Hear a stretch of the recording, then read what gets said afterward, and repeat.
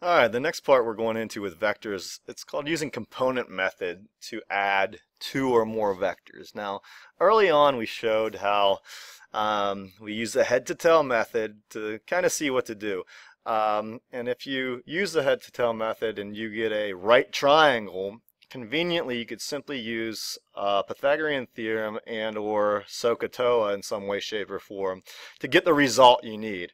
That doesn't always work. That's just for convenient situations. For any other situation, kind of the foolproof method is known as component method. You'll use this method when you have two vectors that when head to tail do not form a right triangle, or anytime you have three or more vectors to add together. This particular example will be doing with two vectors, but I will make mention to what you would do if you had three or more. It's just a little extension of the same thing we do here. I'm going to do a lot of diagrams to show you what I'm doing. It's kind of lengthy, but really not that difficult if you just kind of trudge through the steps. My videos are limited to 15 minutes at a time, so if I run out of time, I will post a second continuation of this one on my website as well.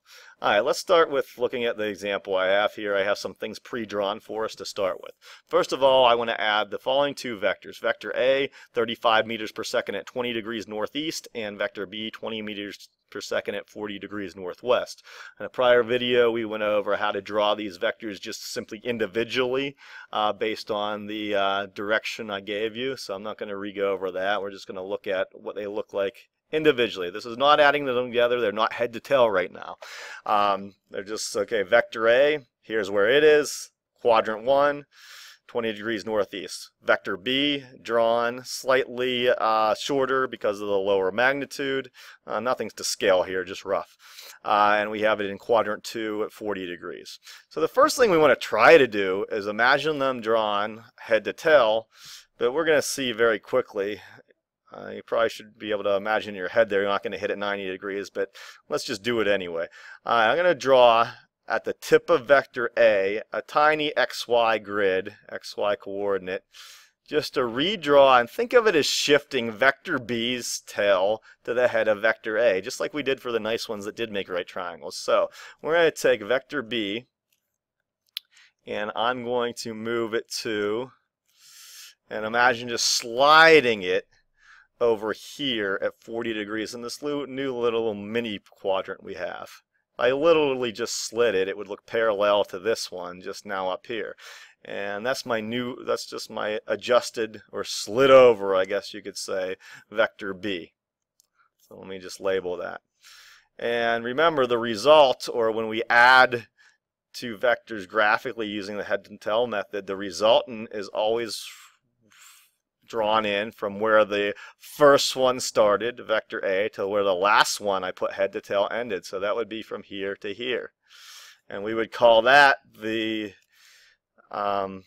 graphical representation of, let's just say generically, vector C is going to be known as the resultant of adding these two together. Now I think we could all agree, even in a rough diagram and nothing drawn to scale, that that's not even close to a right triangle. So basically that means using anything like Pythagorean theorem and or SOHCAHTOA is out.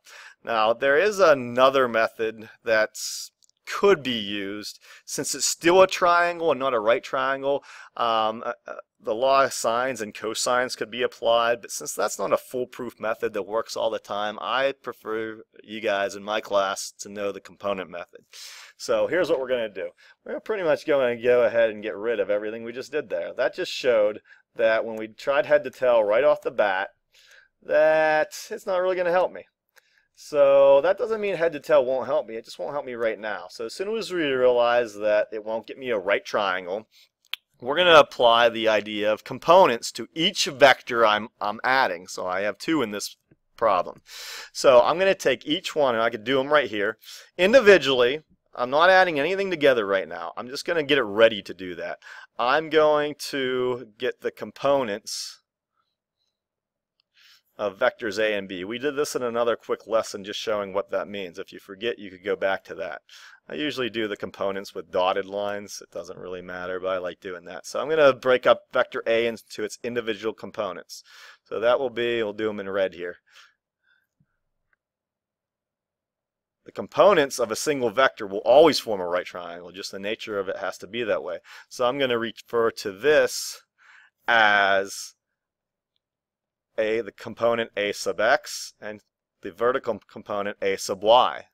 I'm going to do the same thing. I'll use a different color here for the components of vector B. Let's use green for that one.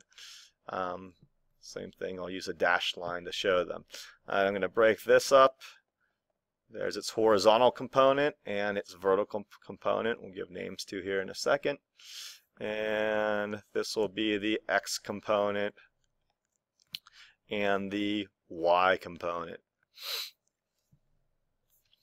Alright, why I did all that, well, we're going to have to just bear with me here, follow the steps, and it should all come together in the end. Now we're going to use SOHCAHTOA to figure out the formulas for each of these. I'll write them down quickly in the area I have remaining here.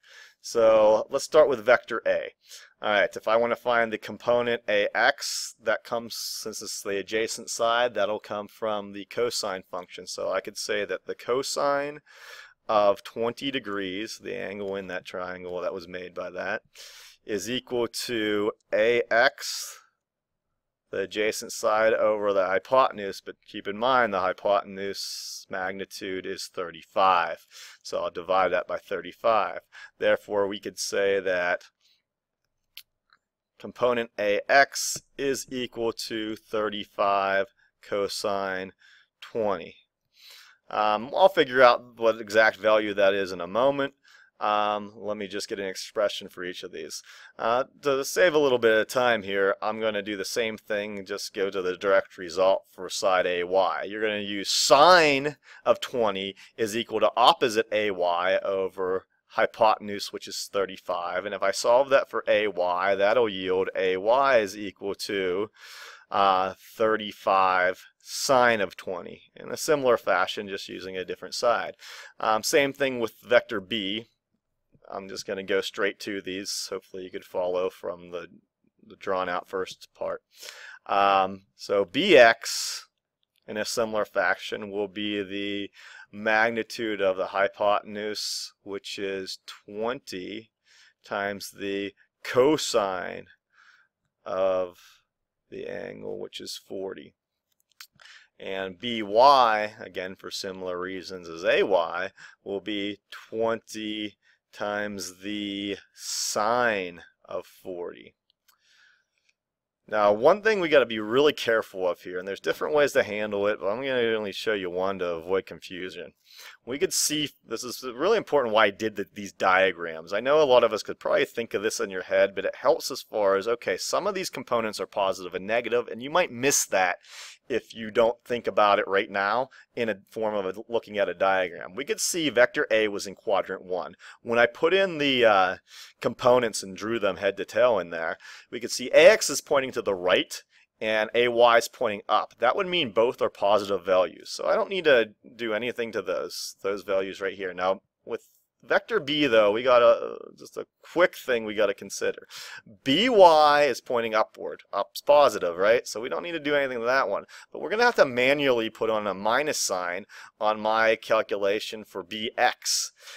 Because it's pointing to the left on the x-axis. So that means my calculator won't know that's a negative number if I use cosine 40. So I got to put the negative there.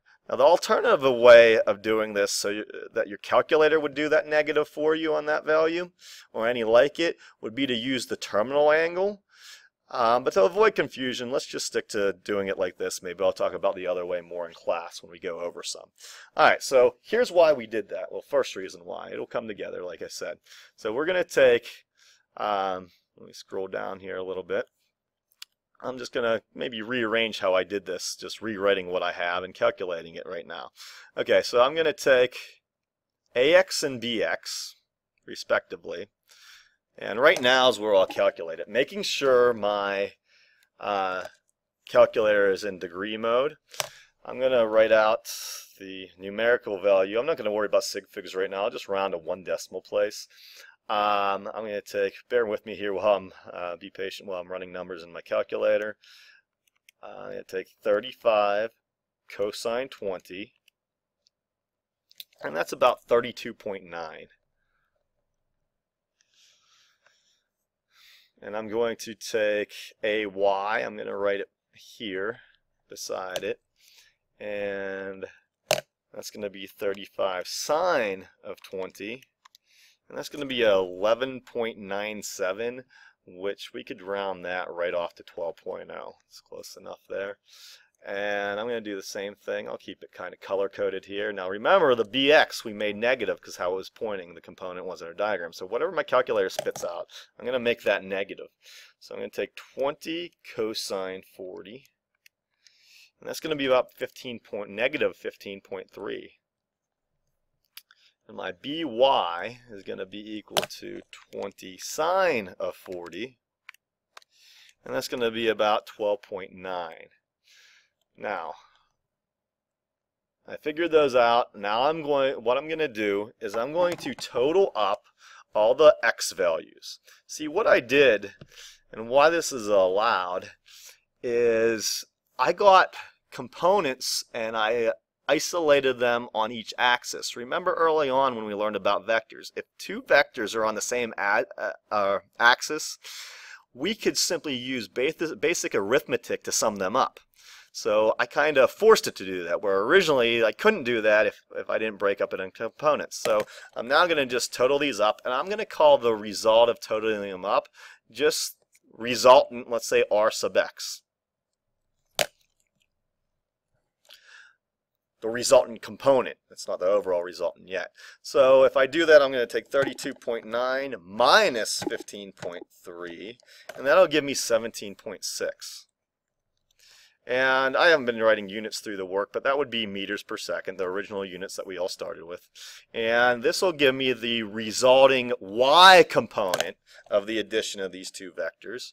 So that's going to be 12 plus 12.9, and that's going to be 24.9. At this point, I'm going to pause the video because I can only record these in 15-minute segments. And on my website, I will directly underneath this post part 2 to the component method of this same example.